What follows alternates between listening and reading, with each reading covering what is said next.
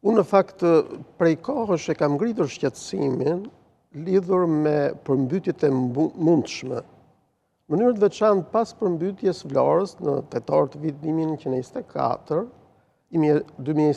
unë jam drejtuar edhe autoriteteve të ndryshme qeveritare për të ndërmarrë iniciativa që kanë të bëjnë me një studim të mirë fill për çështjen e përmbytjeve.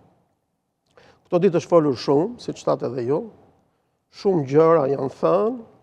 Ajo që unë mendoj se sjell si të veçantë ose të cilën unë dua ta theksoj më shumë, është që për çështjen e përmbytjeve ne kemi nevojë të ndryshojmë esencialisht sjelljen, qëndrimin, mënyrën e trajtimit të problemit.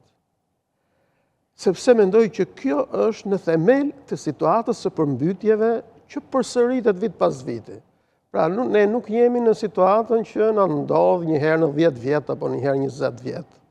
Ne jemi në situatën ku Durrësi për shembull përmbytet nga 2-3 herë në vit. Po dhe sikur një qytet përmbytet një herë në 3-4 vjet, prap është diçka që lidhet me një menaxhim të gabuar.